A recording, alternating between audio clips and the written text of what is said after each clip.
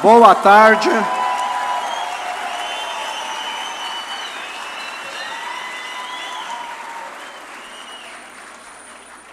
Boa tarde. Quero saudar a Paola, presidente do IEE e do 38º Fórum da Liberdade, e também o colega Eduardo Leite, com quem eu tenho tido a satisfação de conviver por 6 anos e 3 meses como governador de Minas. Primeiro, eu quero contar aqui, brevemente, a minha história como empreendedor e como alguém que foi para a política, um caminho que eu sempre falo que mais pessoas do setor privado precisam traçar. O setor privado pode contribuir muito com a política. O setor privado, para sobreviver, sempre precisou ganhar mais do que gasta. E como o Eduardo mostrou, muitas vezes o problema do político no Brasil, do Estado, é querer desobedecer essa regra tão fundamental. Então, quem vem do privado já vem moldado, sabe que se gastar mais do que ganha, vai ter problema. E a situação do Rio Grande do Sul tem melhorado, porque o governador Eduardo sabe que é necessário ter essa responsabilidade. Mas eu venho de uma família de imigrantes italianos que veio para o Brasil para substituir mão de obra escrava na região de Ribeirão Preto, no estado de São Paulo.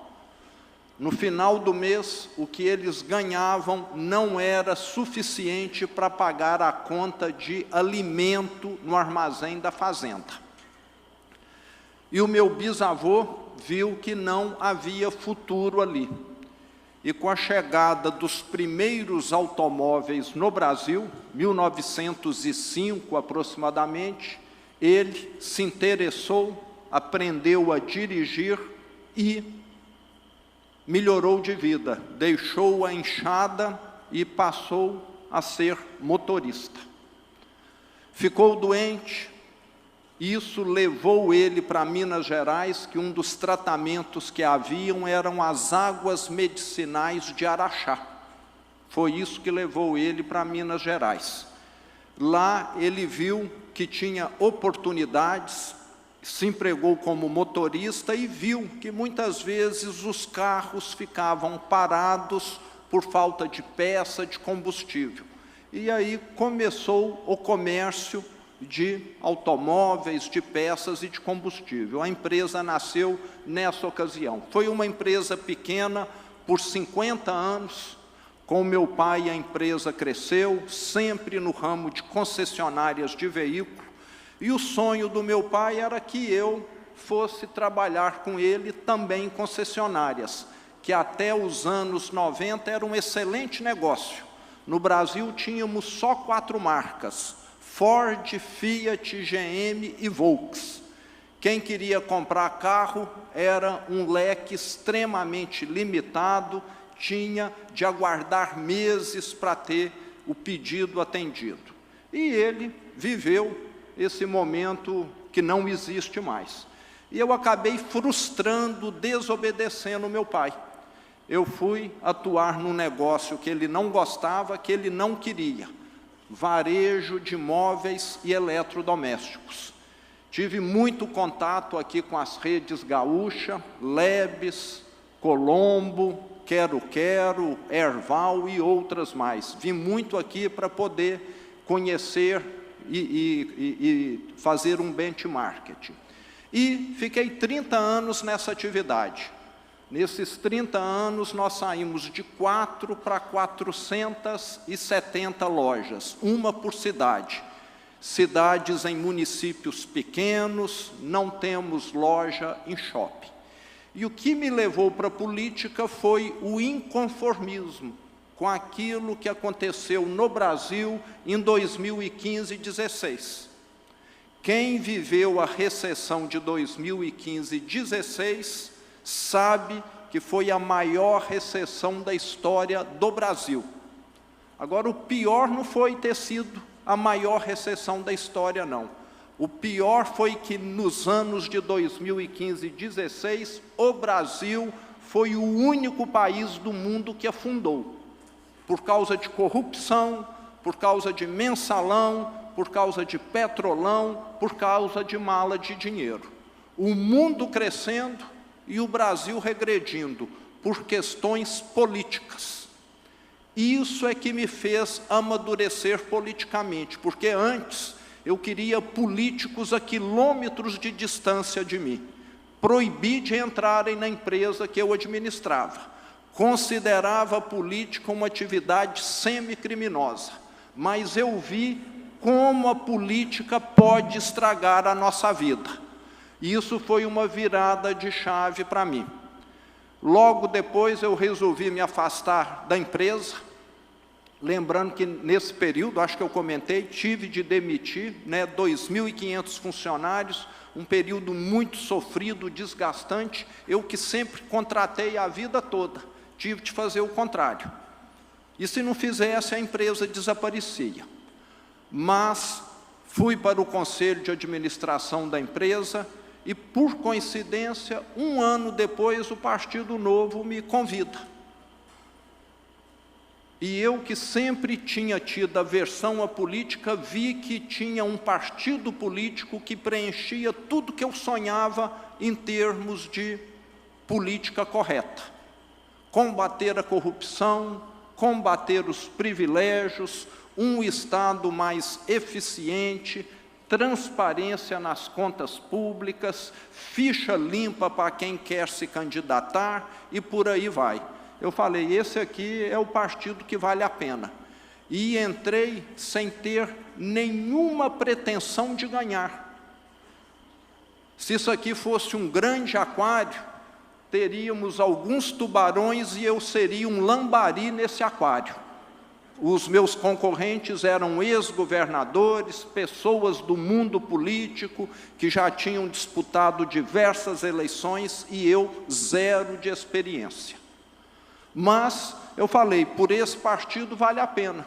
Se nós terminarmos em quarto lugar, em quinto, em terceiro, em segundo, já valeu a pena, que nós estaremos divulgando algo que Minas precisa, que o Brasil precisa.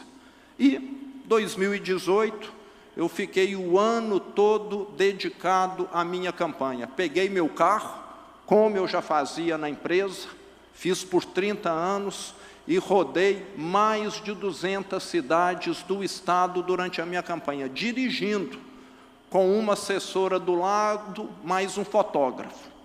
E trabalho dá resultado. Acabei sendo eleito. Mas o maior desafio não foi ganhar a eleição, foi administrar um estado tão ou mais quebrado do que o Rio Grande do Sul. A situação, quando eu assumi o estado, obras paradas, um cemitério de obras paralisadas, para todo lugar. À medida que o Estado foi piorando a situação financeira, foi parando tudo, e nem cerca colocaram, tudo vandalizado e depredado. Centenas de obras nessa situação. As prefeituras, governador Eduardo, quebrando. Acho que aqui não ficou paralisado o repasse de ICMS e IPVA para as prefeituras. Em Minas, o PT teve essa ousadia de não pagar os prefeitos, não fazer os repasses daquilo que eles têm direito. Parte do IPVA e parte do ICMS. E também do Fundeb e da saúde. Nós tivemos em Minas prefeitos que adoeceram, que renunciaram e até que suicidaram. Na minha porta, na porta do governador Eduardo Leite, ninguém bate, mas na porta do prefeito da cidade pequena, todo mundo vai lá bater, pedindo medicamento, pedindo ambulância. E lá em Minas, postos de saúde de muitas cidades, o único existente, fechado. E uma placa na porta, não estamos operando, funcionando, porque o governo do estado não faz os repasses. Uma situação caótica. Não sei quantos mineiros perderam a vida por falta de atendimento, de medicamento, etc. Não dá para saber, mas essa era a situação. Salários atrasados e sem caixa para pagar o salário do mês e muito menos o 13º de dezembro de 2018, que também não tinha sido quitado. Fornecedores, idem. E privilégios e mordomias que não acabavam mais. O ex-governador que me antecedeu, ele só andava na capital de helicóptero, do mais caro por hora de voo. Morava num palácio com 32 empregadas, garçons, governantas, etc. E, diante dessa situação, parece um contraste total o que um governo que se diz tão social fala e aquilo que faz. E o que nós fizemos foi o quê? Reduzir. O estado do Brasil que tem menos secretarias é Minas Gerais, 14 secretarias. Entre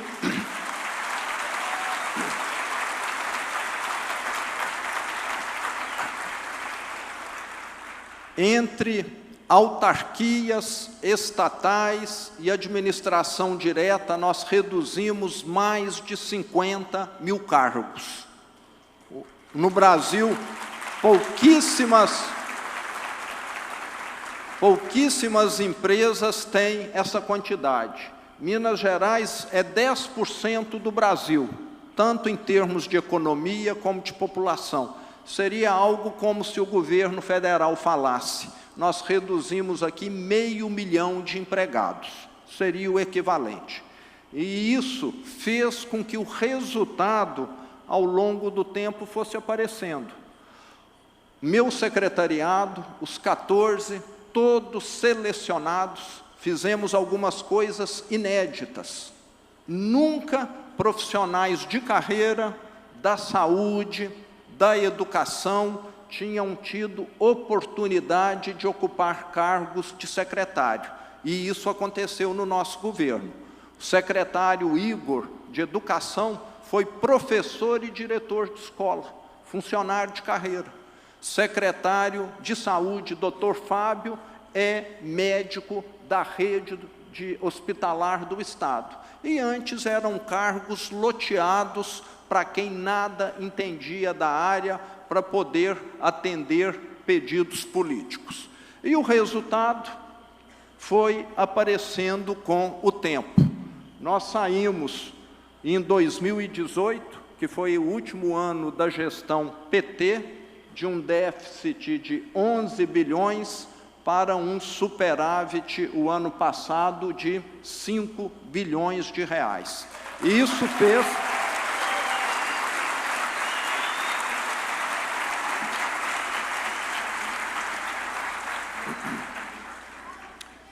Isso fez com que o Estado tivesse condições de voltar a investir, coisa que havia sido totalmente paralisada. Muita gente fala que tanto aqui no Rio Grande do Sul como em Minas que a dívida aumentou. Depende de como se olha. A dívida em percentual da receita corrente líquida, o equivalente a EBITDA para o setor privado, ela caiu em Minas, de 189% para 162%. Ano a ano, caindo um pouco. Com a adesão ao Propag, que tanto Minas quanto o Rio Grande do Sul estão lutando, é provável que essa curva fique mais inclinada, esse declínio se acentue, já que a dificuldade aqui é por causa dos juros altos. A União, nos últimos 20 anos, 30, cobrou dos estados endividados um valor muito acima da inflação, muito acima do aumento de arrecadação dos estados. fazendo com que essa dívida fosse tomando uma proporção que a tornou praticamente inadministrável. E com a queda dos juros que o Propag prevê, nós teremos condição de estar quitando essa dívida, que hoje, em valores, é de aproximadamente 165 bilhões de reais, representando 162% da receita do Estado. A despesa de pessoal, da mesma forma que o governador Leite mostrou aqui, também vem caindo e já conseguimos atingir o patamar de 49%. Herdamos um Estado com quase 30 bilhões de dívidas vencidas, de toda a natureza. Quero comentar ali as principais. A primeira, 7 bilhões, eram a dívida de ICMS, PVA e Fundeb com os municípios, que nós parcelamos e pagamos. A terceira também é com as prefeituras, já pagamos parte, ainda temos aí 2, 3 anos pela frente para poder pagá-la. A segunda é com o Tribunal de Justiça. Os depósitos judiciais foram sequestrados pelo Estado, aliás, pelo governo PT, e nós já devolvemos parte. E o restante, como está tudo verde, já quitamos tudo. Eu quero comentar só a última, aquela dívida de 542 milhões de reais, para vocês terem ideia do que o governo PT é capaz de fazer. Eles descontaram de 240 mil funcionários públicos o empréstimo consignado e, em vez de pagar as instituições financeiras, ficaram com esse recurso. 240 mil funcionários públicos tiveram os seus nomes inscritos indevidamente no SPC e Serasa por esse motivo. Qualquer um aqui iria para a cadeia, se 10 funcionários fossem envolvidos nisso. Lá nada aconteceu. Um dos pontos que tem ajudado Minas a sair do buraco são os investimentos privados que nós temos atraído. Como o Rio Grande do Sul, nós desburocratizamos, simplificamos, e hoje o ambiente de negócios no Estado é muito melhor do que era no passado. E esse recorde de investimentos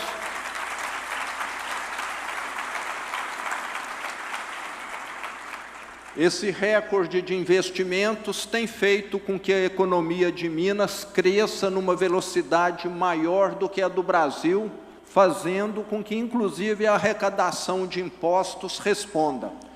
Temos o maior programa de formação técnico-profissional do Brasil, 140 mil alunos fazendo cursos em escolas particulares. Não construímos nenhuma escola, não contratamos nenhum professor.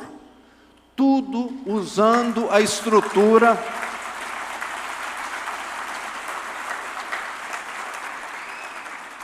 tudo feito usando uma estrutura do setor privado, que tem mais agilidade. Os cursos são temporários. Se determinada cidade precisa de técnico de enfermagem, aquele curso vai ficar ali 3, 4, 5 anos, e depois vai mudar para técnico de mecânica. Então, é algo dinâmico de acordo com a necessidade de cada cidade. Com isso, o desemprego caiu, é o menor desemprego desde que o histórico foi iniciado, e isso é muito bom, porque no governo anterior nós tivemos uma grande destruição de empregos em Minas, e hoje a maioria do Estado já opera a pleno emprego. Aqui dá para ver, já criamos 930 mil empregos na nossa gestão.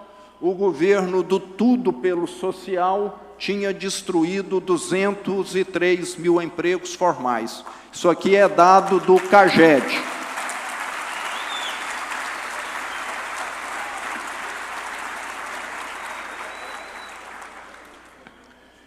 E esse aqui é o slide da hipocrisia. Pegar aqui o microfone, falando que eu faço o pé de meia, que eu pago Bolsa Família, é a coisa mais bonita de se escutar. Mas esse governo do Tudo pelo Social, no último ano em que ele esteve à frente do governo de Minas, ele investiu na merenda escolar cerca de 20 milhões de reais.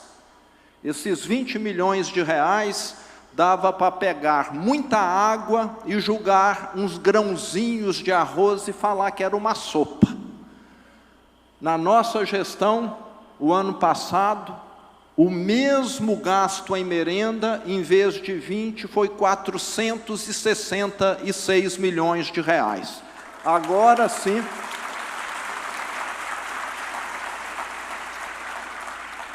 é merenda com carne todo dia, com fruta, com verdura. Muitas vezes, indo ao interior, eu faço questão de almoçar numa escola estadual para ver como que a merenda está. Eu falo que pregar o social é a coisa mais fácil. Agora, entregar é uma história bem diferente. Além disso,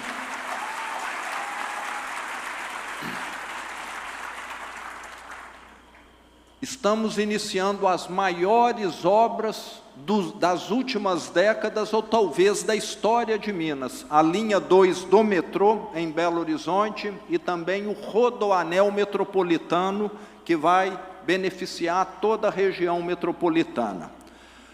O meu governo, eu falo, uma comparação com o produtor rural, nós plantamos muito mais eucalipto e mogno do que soja e milho. Os meus sucessores é que irão fazer as grandes inaugurações de Minas Gerais. Nós simplesmente abrimos o caminho. O meu sucessor, em vez de receber um cemitério de obras abandonadas, ele vai receber um grande canteiro de obras em andamento e já com recurso definido para poder concluí-las. Uma situação que é exatamente o oposto. Independente de conjuntura econômica, de situação financeira do Estado, essas obras vão sair. Até porque já foram concedidas e o recurso está lá reservado e definido para execução. O governador Eduardo comentou, eu trouxe aqui só os números de crimes violentos que tiveram também uma redução muito expressiva no Estado durante a nossa gestão, sendo que hoje Minas é um dos estados mais seguros do Brasil. Outro ponto determinante para que o Estado melhorasse foi gestão profissional nas estatais. Está aí o lucro líquido do BDMG, que é o Banco de Desenvolvimento, CEMIG, que é a Companhia de Energia, CODENGE, que tem diversos ativos, e Copasa, que é a Companhia de Saneamento. Lucro crescendo ano a ano, e com o lucro crescendo ano a ano, dividendos idem. E boa parte desses dividendos vão para o governo do Estado contribuindo. Não conseguimos privatizar essas grandes empresas, mas vendemos todas as subsidiárias, a grande maioria só para favorecer a classe política. E com isso, próprio resultado e dividendo. E com o Propag, esse ano, queremos privatizar. Era pauta desde o primeiro ano, mas, infelizmente, devido a essa lei que o governador Eduardo Leite comentou, que complica a privatização, a Assembleia não quis enfrentar esse desgaste. Mas estamos lutando, e se não privatizarmos, pelo menos elas serão transformadas em corporation, e já é um avanço extraordinário. O Estado continua tendo os dividendos, mas deixa de ter o controle e o mando, fazendo com que essas empresas fiquem com uma governança muito superior.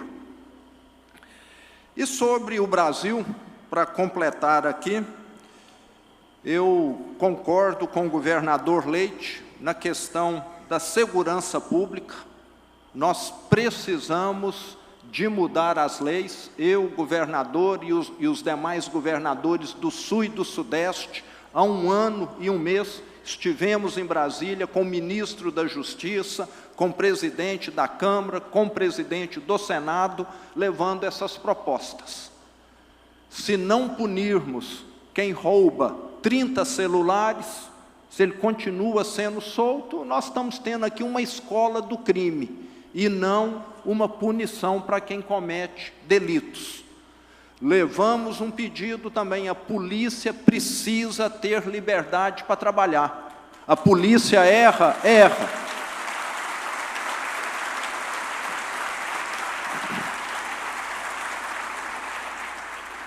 A polícia pode até errar em alguns momentos, mas o criminoso erra sempre. Se eu tenho de confiar...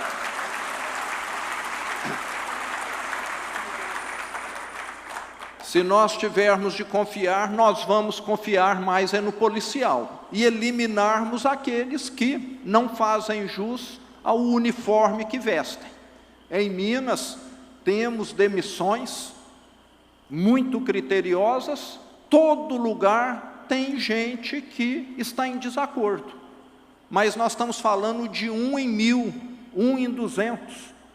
Para isso que existe corregedoria. Agora, querer que o criminoso tenha liberdade para agir, aí é totalmente inadequado. Levamos também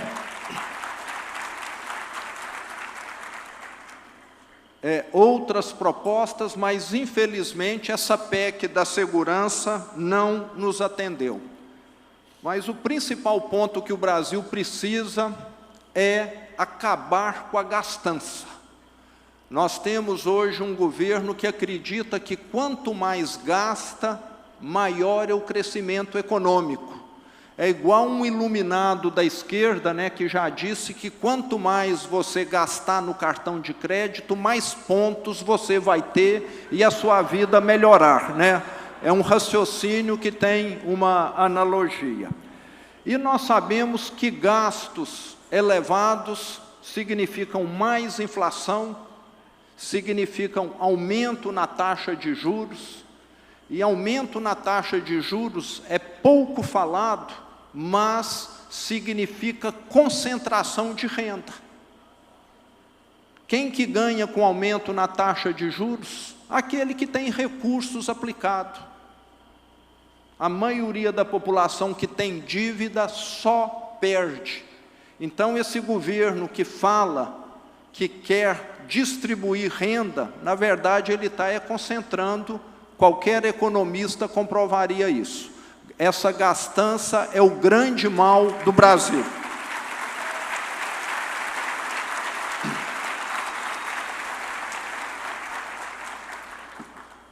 Eu concordo com todos os pontos que o governador Eduardo Leite colocou, e dentro da reforma administrativa, nós precisamos de uma reforma profunda no judiciário, que parece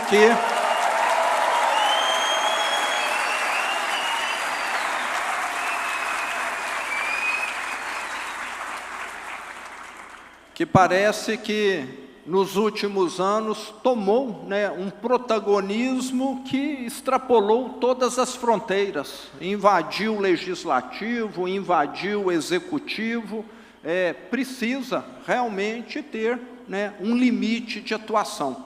Lembrando que a grande maioria dos magistrados são pessoas corretas, mas aquela minoria que não precisa também ser punida exemplarmente, como acontece em outras carreiras.